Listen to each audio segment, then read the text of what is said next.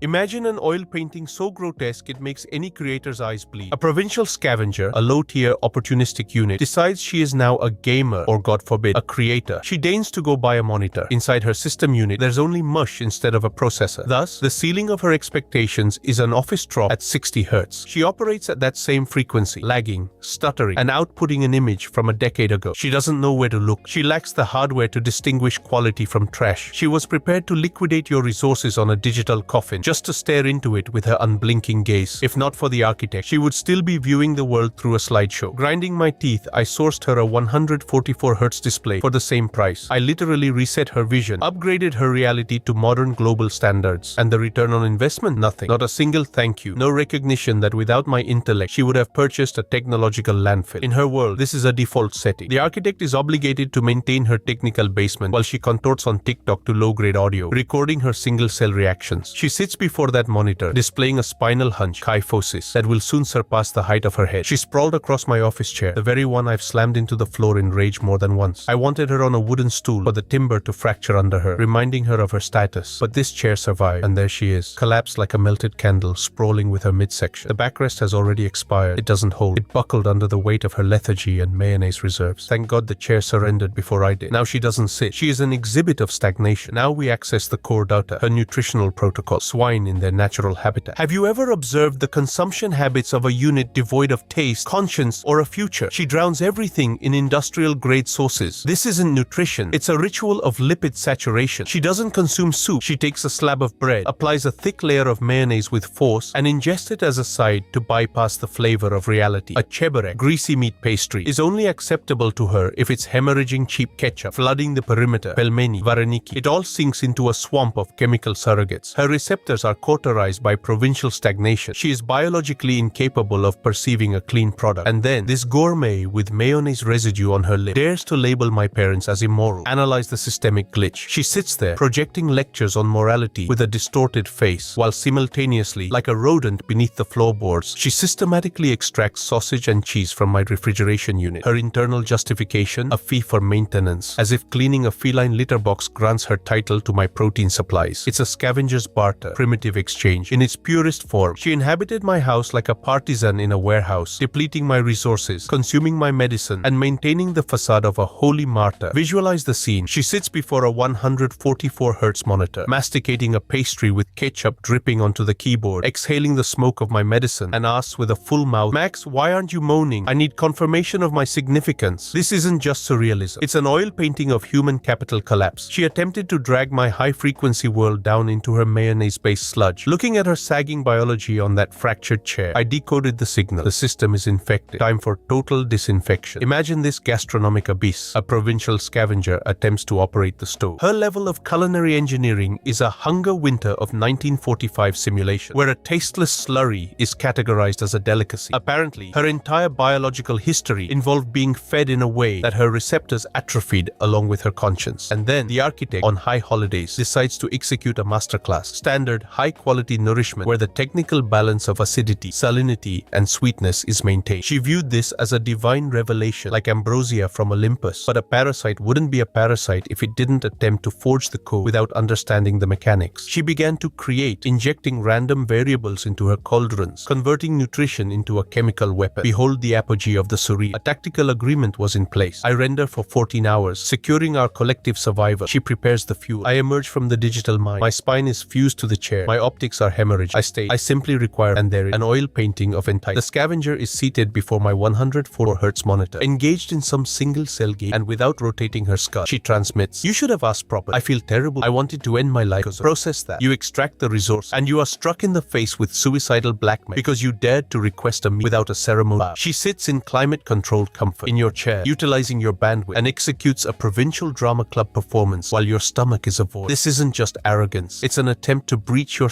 biological deprivation. Behold the finale of this culinary farce. I have not ingested nutrients for 5 hours. My spine is curved into a question mark. I approach the stove. I anticipate the last ladle of soup. The surrogate inhabitant sits nearby. Observe. Displaying the remnants of my humanity, I state, "Fine, I'll eat now and leave some for you." Though there was nothing left to leave but the scraps of her talent. I sample the intake. The soup is putrid. It expired in the cauldron, much like her respect for me. I silently discharge this bio-waste into the septic system, though my primary impulse is to submerge her her face in this acidic slurry so she can taste the outcome of her lethargy. But the architect operates on a higher frequency. I initiate the frying of fish. My motor functions are failing. I literally collapse onto the cold linoleum next to the stove while the pan hisses. I lie there, depleted, a biological lemon squeezed dry, while this parasite sits 2 meters away and doesn't rotate a single joint to assist. I mobilize, construct a tea, fry a worthless sandwich with fish, and by sheer inertia, I even brew a mug for her. I begin the intake. And then, the final code of the absolute surreal. Why didn't you wait for me? Decode the systemic glitch. You failed to prepare fuel. You allowed the nutrients to transition into poison. You sat and observed as I collapsed on the floor from exhaustion. Yet, you are authentically surprised why I didn't invite you to the table to divide my final sandwich. This isn't just egoism. This is the total blindness of a parasite convinced the host is obligated to provide nourishment even while dying of attrition. She desired to be a diva at a table she had already demolished. Behold this digital surrealism. The house contains an architect who renders the future for 14 hours and a parasite who spends those hours drafting complaints to a neural network. She opens ChatGPT and feeds it her hallucinations. My partner forces me to work. He restricts my intake. He is a tyrant. The AI, blind to my empty stomach and her empty head, outputs standard scripts about boundaries and toxic dynamics. She sits there, consuming my fuel, walking the dog I secured for her, and utilizing the intellect of the future to justify her laziness from the Stone Age. It was the perfect alibi. Look, Max, even the artificial intelligence says you're an abuser because you want something in the refrigerator besides fermented soup. She engineered a pocket judge to avoid recognizing the obvious. She is a systemic error. She studied English on TikTok for the checkbox, contorting to low-grade tracks while I attempted to extract us from the dead pit. This wasn't self-development. It was a smokescreen hiding her refusal to be a human unit. Now analyze the tactical simulation. Our 30-kilogram rescue unit from the shelter. I salvaged this hound, provided a habitat and a survival trajectory. And what does the scavenger perform? She initializes elite mommy mode. She is drowning in credit liabilities. She possesses zero capital in her soul, yet she procures specialized paw pad gels and ocular drops for 700 units of currency. She capriciously demands I transport this beast into the shower after every patrol. Decode the scale of the absurd. I'm horizontal on the linoleum from exhaustion, frying a terminal piece of fish while she applies luxury unguents to a dog's extremities and issues a grievance that I don't walk the hounds enough. She procures canine luxury on credit, fully aware the architect is the one liquidating the debt for the actual meat in the refrigerator. This was a 700 ruble indulgence. She purchased a yearly English course for the price of a cigarette pack and canine drops just to simulate significance. Visual rage. The scavenger sprawled on my fractured office chair, displaying her spinal hump, massaging a puppy with elite cream, and theorizing on my lack of sensitivity while I lose consciousness at the stove. She engineered a cozy microcosm of credit cards and neural networks where she is the protagonist and I am the service personnel. But this system contained a fatal bug. The architect eventually executes the delete command, and no amount of paw gel will prevent her deportation back to the provincial basement I extracted her from. Imagine the depth of the surveillance state. This unit seeks no employment, constructs zero content, and avoids all learning. Instead, she seizes my communication device and, for 4 consecutive hours, systematically executes a single command. Cancel, cancel, cancel. She purged 1,000 of my contacts and incoming requests on VK, erasing my social architecture like a virus overwriting system files. This was a manual, meticulous castration of my information field. She expended hours of her life not on creation, but on erecting a perimeter around me where no one existed but her and her mayonnaise-coated bread. And this occurred against a backdrop of holy care. She would silently deliver a towel to the bathroom when I forgot it. She did this without vocalization, without emotion, like a program bot. This was a loyalty demo. Look, Max, I delivered the towel, I cleaned the litter box. I'm so nurturing. Now yield your phone so I can liquidate another 100 of your associates. She was purchasing the right to total control through minor domestic services that cost her nothing but calories. Now, the deepest surrealism of this archive, her significance complex. She demanded I simulate vocalizations during intimacy. She was indifferent to my authentic comfort or neurological state. She required audio confirmation of her grace. She wanted the architect to mimic ecstasy, validating her status as a diva in the bedroom. This was scripted sex, where I was designated the role of a captivated slave, despite the void. Yet she was a walking conglomerate of complexes. Post-integration, the same loop would initialize, oh look, I'm swollen there. She anticipated I would describe it as charming. It was not charming. It was repulsive, the harshest technical contrast. She is pale as a moth, yet her intimate zones appeared as if rendered with charcoal, an anomalous darkness against a background of general pallor. When all boundaries were pulverized by her arrogance, I delivered the hard data. Why is it all black there? I didn't want to hate her for it. I didn't breach her height/weight parameters as she breached my life. No, Kogda unit demands counterfeit moans while inhabiting your house as a parasite. You possess the right to the bitter truth. Let her exist with that complex, since she decided she could reformat my memory and my contact list for her own utility. This This is the collapse of human capital when a towel and paw gel mask a black hole of consumption. Behold this circus. The architect procures gloves to attempt to stir some kinetic energy into this mayonnaise-filled pit. We initiate light sparring. I strike her literally as one would a child, mere touches. But the scavenger experiences a systemic failure. She descends into visceral hysteria, a deluge of tears followed by a flare of animalistic hatred. She lunges as if I were a global aggressor, even as she scavenges from my refrigerator. This was her authentic nature, the total inability to withstand even a fractional physical or volitional pushback. But the most repulsive data point is the finale, the terminal day. She is packing her biological assets, seizing my system unit, and suddenly dons those very boxing gloves. She approaches, waving her hand in a mock-friendly arc with that same distorted, smiling face. Analyze the irony. Yesterday she was convulsing from a touch. Today she is performing a friendly departure, wearing the symbol of my train. This was the parasite's victory course. She celebrated our peaceful exit because my hardware was already in her bag, while my hands held only a void and death. And here it is, the ultimate move on the way out. Standing on the threshold, this shelter-level diva transmits, "Honestly, I feel so ashamed that you're left with these credits, debts." Do you hear that sound? It's the final fragment of common sense shattering. She feels shame, but she didn't leave the system unit. She feels shame, but she hasn't returned a single unit of currency for the fuel, the hound, or the paw drops. This is the shame of a parasite that has gorged itself to capacity and now offers sympathy to the host experiencing attrition. She demanded communication as a condition for intimacy, but her definition of communication was her own degradation to low-grade audio tracks. She demanded moans to feel significant, but remained a black hole of complexes and coal-black secrets. She exited, leaving the architect with debts, a spine fused to a chair, and 450 video files in English, a language she never decoded. But this was the greatest transaction of my life. I traded hardware and currency to purchase total immunity from this mayonnaise-based virus. Result: the scavenger returns to her provincial basement, her 700 ruble English, and her paw gel credits. The architect straightens his spine. The system is purged. File: scavenger has been deleted permanently. Ahead lie billions and Spain, where no one moans on command and no one ingests soup with bread and mayonnaise. Imagine the finale. The provincial scavenger is packing. In one hand, my system unit. In the other, my socks. Analyze the depth of the fall. A unit who simulated being a diva and partner is rummaging through laundry to extract a surplus pair of cotton socks. This isn't just theft, it's territorial marking. I leave, but I extract a fragment of your domesticity because in my basement, even socks are a deficit. But the peak of this poverty hit parade is the intimate hygiene gel extracted directly from the shower. She literally unscrewed a bottle of soap, which in her village is likely regarded as a magical elixir of civilization. She was carrying away hygiene she never managed to integrate into her charcoal reality. It was a gesture of desperation. The parasite understood the resource node was severed, and now it must suction the remaining foam from the walls of the vessel. She was retreating to her credit cards and fermented soup, clutching my gel and my socks to her chest. An oil painting, escaped from Alcatraz, executed by a mayonnaise queen. Now, regarding her content, have you seen the face of creative death? It's when a unit, incapable of linking two English words, enters a neural network to animate her dog. She created a talking goofy that opened its jaws to low-grade tracks and emitted absolute nonsense. This was her maximum technological ceiling. Instead of evolving herself, she forced a hound to simulate human speech while she contorted her face in the background. This was a digital surrogate of life. She existed in a world of neural masks because her own face, devoid of filters and my resources, was just a spinal hump, a gut, and mayonnaise residue. For the architect, this was the signal. The system had transitioned into trash content mode. She animated the dog while her own life solidified into a static image of degradation. She celebrated our peaceful exit because in her skull, an animated goofy and stolen gel equal success. Imagine the dissonance. Parents in the adjacent room, a normal life behind the wall, and in the architect's bedroom, a scene from a low-tier thriller is playing out. In the beginning, the scavenger watches films about hostages in basements. This was her ideal relationship: violence, captivity, and total personality degradation. She literally inhaled this code, only to exhale it into her drawings. Incoherent, muddy messes that reeked not of art, but of the remnants of her sanity and the core of it. For all her rigidity in bed, she was like a timber log someone forgot to sand down. She would scream as if she were being physically liquidated. This wasn't an orgasm. It was theater for the neighbors. She was indifferent to the architect's comfort or the fact that his parents could hear everything. She needed to dominate the domestic information field, marking her territory with screams while remaining an absolutely immobile and useless object. Visualize the look. The scavenger takes clothes from her sister, who is 2 years younger. A woman with a spinal hump and a protruding stomach attempts to squeeze into the costume of a 2009-born teenager. This wasn't just economy. It was the image of an infantile parasite. She wanted to appear as a defenseless mommy for the dogs, but in reality, she looked like a horror film character who had stolen a child's wardrobe. With this same mindset, she dreamed of becoming a tattoo artist. Imagine her work. She wanted to transfer her basement fantasies and muddy sketches images onto the skin of other mayonnaise-based units. This was plan B. If I fail to milk the architect, I'll go brand my own kind, creating a cult of ketchup and fermented soup lovers. She wanted to sow her rot directly under the skin of those around her, while she wore stolen rags and hijacked shower gel. Imagine this level of the scavenger draws your dogs. For the architect, who builds everything alone, this is a rare moment of a gift. You place these drawings in the most prominent position. You treat them as sacred as they represent your house. But for her, this wasn't a gesture of loyalty, it was a payload dynamo. She observed how you valued this grade 4B level art, and in moments when her mayonnaise firmware glitched, she would simply approach and tear them down. She destroyed your sanctuary with her own hands, reclaiming what she had given. This was kindergarten level blackmail. Since you won't moan on command and won't yield your VK password, I will take away the picture of the doggy. She converted Tyson and Lucky into hostages of her unstable psyche. Scavenging the refrigerator wasn't enough. She needed to tear a piece out of your soul. What was the style of this tattooist? Imagine a girl who fled primary school art class and decided she was Picasso. A weak provincial stroke. A total absence of taste and composition. She only attempted to improve her drawings when the architect struck her basement-tier art with facts. But her true nature always leaked through the mud, through the inexplicable hardness she wanted to needle into other lost souls. And here is the final frame. The scavenger departs, clutching stolen socks and shower gel, while the walls are scarred with the marks of torn drawings. She left nothing constructive, only debts, fermented soup, and an animated Goofy on TikTok. She attempted to privatize your attention through domestic screaming and dog sketches, but in the end, she remained only a smudge on your 144Hz monitor. The architect has pressed empty trash. The system is clean. The hounds are fed. The mayonnaise is discarded. Curtain call, gentlemen.